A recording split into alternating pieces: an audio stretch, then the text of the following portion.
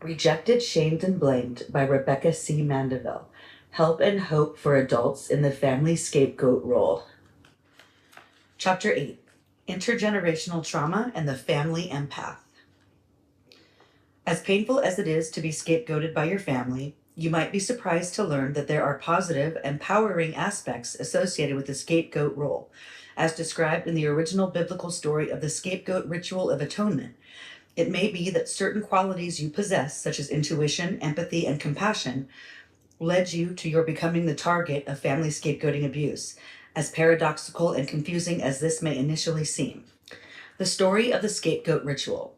The term scapegoat originated from a story in the Old Testament, the Torah, in Leviticus 16, 1-34.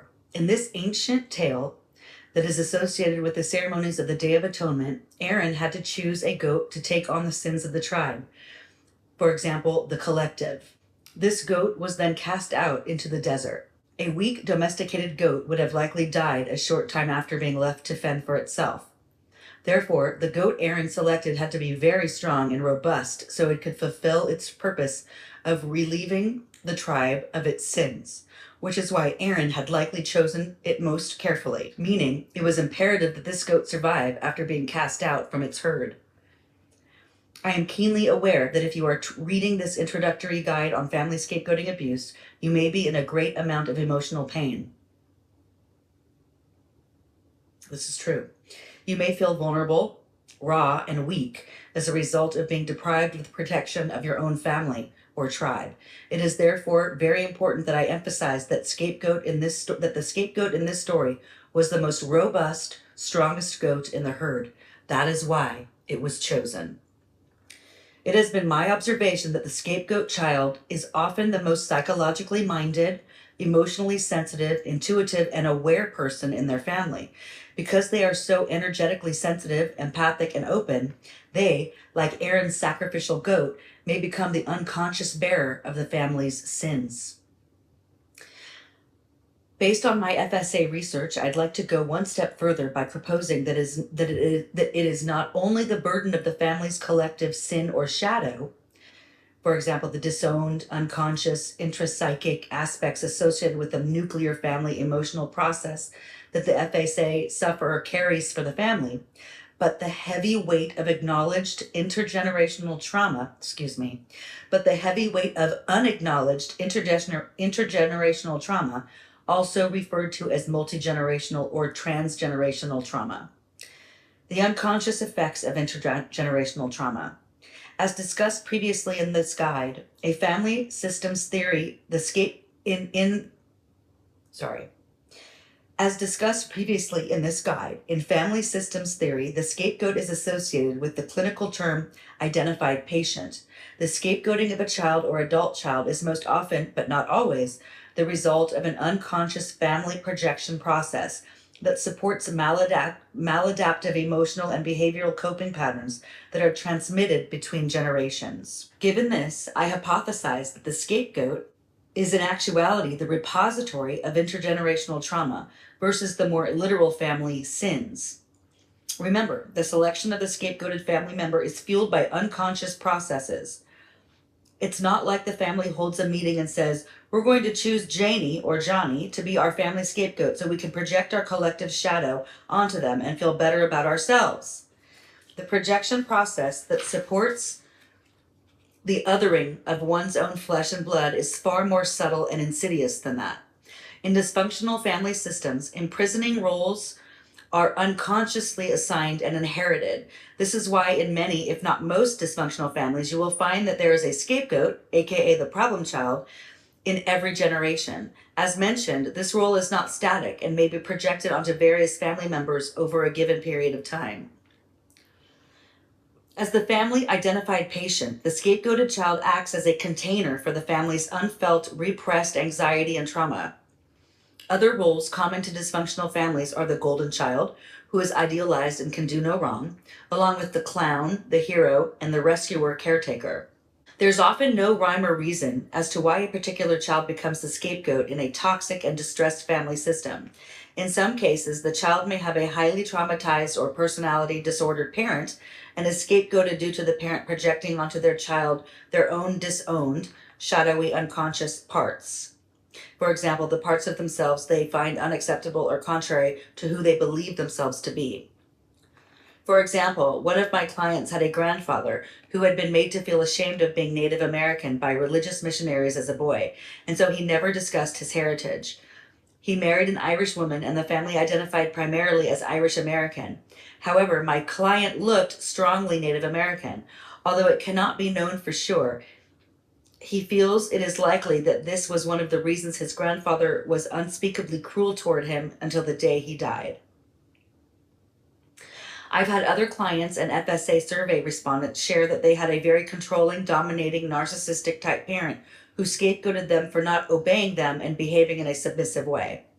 I've also seen many cases where a parent makes one child good, aka the golden child, and the other scapegoated child bad. This is common in parents who have a personality disorder and engage in an unconscious process called splitting, such as parents with borderline personality disorder, as discussed earlier in this guide. I don't doubt at all that my mother had a personality disorder. But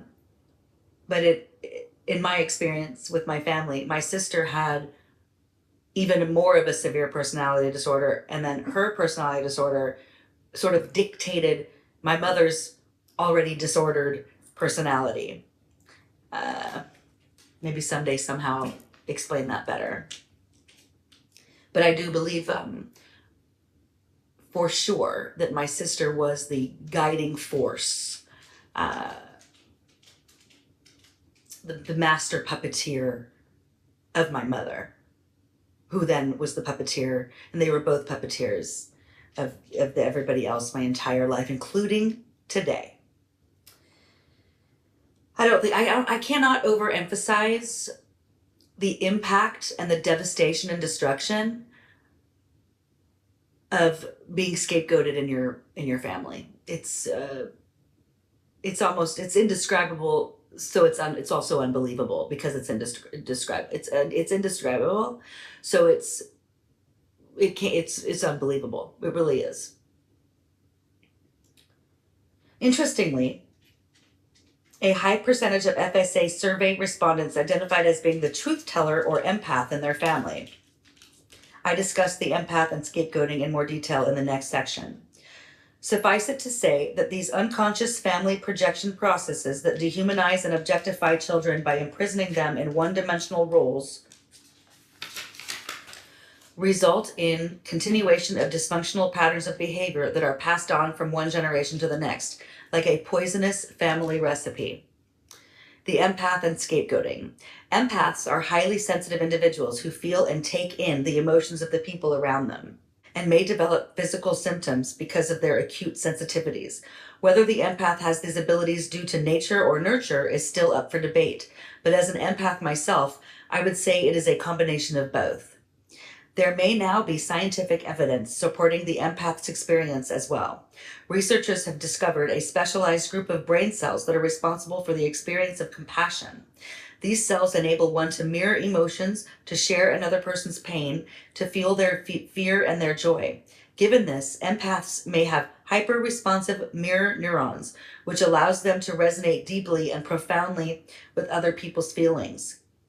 I'm going to add this too. The complication of this is that narcissists and probably other personality disordered people know how to mirror you. They know how to relate to you. But in the case of the narcissist or the otherwise personality disordered, it's an act. It's not real. With the empath, the mirroring is real. Have you ever seen the movie Face Off with John Travolta and Nicolas Cage? That is a really, for me, like an example of evil and good and how easy it is to deceive. And it very much reminds me of my sister and I. And my sister being the evil one, the Nicolas Cage, or if you will, and that nobody can tell. Nobody can tell because they're very, very, very good at deceiving. It's an art. Their deceiving nature is developed over time, learning curves, and it's an art form. The empath has greater access to their felt sense experiences of events, people, places, and things, and tends to be highly intuitive and aware of the emotions and energies of those around them. At times, they may struggle to intellectualize and express their direct knowledge from their intuitive senses and feelings, causing them to withdraw or perhaps act out. Those who identify more as being a highly sensitive person also qualify as empaths in that they tend to feel the emotions of others just as empaths do. At the same time, being an HSP also involves being more sensitive to all sensory input, not just emotions, which might feel overwhelming at times to some. My FSA research suggests that it is typically the most empathic, intuitive member of the family who is cast in the scapegoat role, regardless of their sibling position or their age. I suspect that the reason for this is that empath types tend to be truth seers, truth seekers, and sometimes the truth tellers in their family, making them more likely to speak out when they see or experience injustices or abuse. Being sensitive to others' pain, they may also defend or project siblings or a parent, making them vulnerable to attacks from aggressive family members. As such, the empath may be viewed as a threat by the dysfunctional power holders in their family. Typically a primary caregiver, but not always, who must then depower the empath to maintain control of the family narrative that serves them, a narrative that leaves them blameless for any dysfunction or abuse in the family. These two people in my primary family, when I was growing up, was without a doubt my mother and my sister, both of them. Empaths and HSP types who loathe conflict typically develop the trauma response of fawning in response to family scapegoating abuse. This maladaptive survival or coping response is also referred to as appeasing, people-pleasing, or codependency. I'll be discussing fawning and maladaptive survival responses in the next chapter.